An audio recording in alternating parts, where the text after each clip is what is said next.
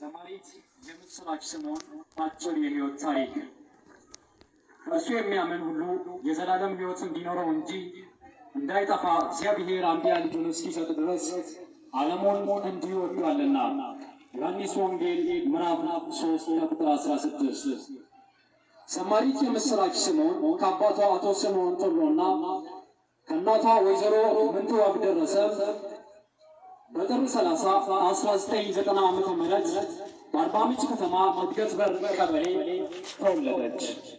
የምስራች ዕድሜዋ ለትምህርት ሲደርስ ከ1998 ዓ.ም ጀምሮ እስከ 2005 ዓ.ም ድረስ የአንደኛ ደረጃ ትምህርቷን በኩፎ ሙሉ አንደኛ ደረጃ ትምህርት ቤት ተምራ ያጠናቀቀች ሲሆን የሁለተኛ ደረጃ ትምህርቷን ከ2006 እስከ 2007 ዓ.ም በአባያ ሁለተኛ ደረጃ ትምህርት ቤት ተከታትላ የማትሪክ ማጠቃለያ ውጤት በማምጣት ወደ አርባ ምንጭ መሰናዶ ትምህርት ቤት በመግባት ትምህርቷን አጠናቃለች።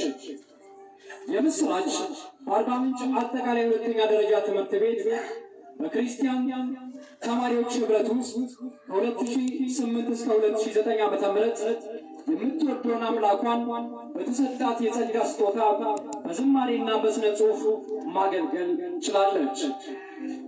የምስራች ወደ ከፍተኛ የትምህርት ተቋም የሚያስገባትን ውጤት በ2009 ዓ.ም በማምጣት ወልቂጤ ዩኒቨርሲቲ በመግባት የቲያትሪካል አርት ትምህርት ለ3 ዓመት ተከታትላ በመጀመሪያ ዲግሪ ተመርቃለች።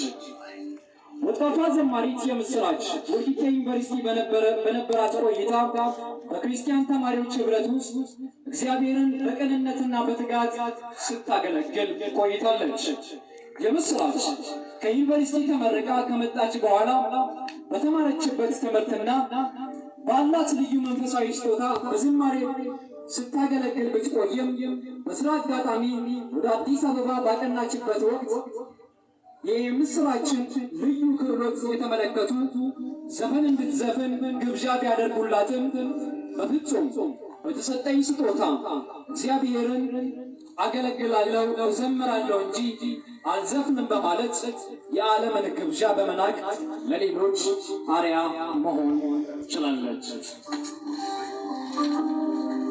ተወዳጇ ዘማሪት የምስራች ባደገችበት በኢትዮጵያ ወንጌላዊት መካነ ኢየሱስ ቤተክርስቲያን በአርባ ምንጭ እናት ማህበረ ምዕመናን ከልጅነቷ ጀምሮ በሰንበት ትምህርት በእግዚአብሔር ቃል ሙላት ያደገች ሲሆን በዝማሬ አገልግሎት ከልጅነቷ ጀምሮ ስታገለግል ቆይታለች።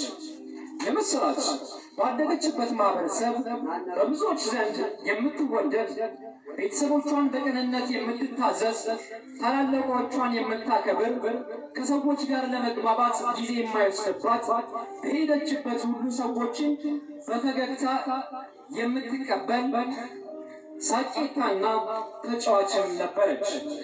የምስራች ልበ ሰፊ፣ ለሰዎች መልካምን ነገር የምትመኝ፣ የተቸገሩትን የምትረዳ፣ የሰዎችን ሸክም የምትካፈል ቅንና የልጅ አዋቂ ልባም ሴት ነበረች። የምስራች ሰዎችን ሁሉ በአንድ ዓይን የምትመለከት፣ ዕውቅና ያልያዛት ትሁት የእግዚአብሔር አገልጋይ መሆኗን የሚያውቋት ሁሉ ይመሰክራሉ።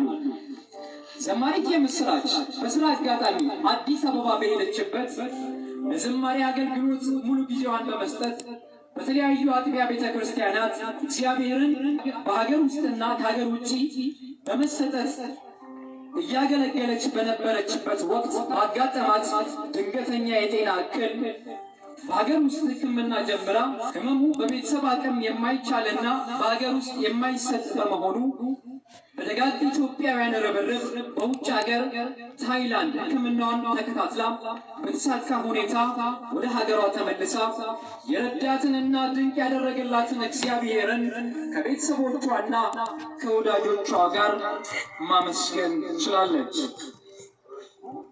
እግዚአብሔርን በብዙ የማገልገል ጉጉትና ናፍቆት ያላት የምስራች የማይብራራ ማንነት አለህ የተሰኘ ዝማሬ በመስራት የእግዚአብሔርን ታላቅነት አውጃለች። በዚህ ዝማሬ ብዙዎችም ተባርከዋል። የምስራች በሕመም አልጋ ላይ በነበረችበት ጊዜ ከእግዚአብሔር የተሰጣትን ዝማሬ ለሕዝብ ለማድረስ ዝግጅት ላይ ነበረች። የምስራች በዝማሬ በብዙ የማገልገልና አልበም የመስራት ራዕይም እንደነበራትም ስትናገር ነበር።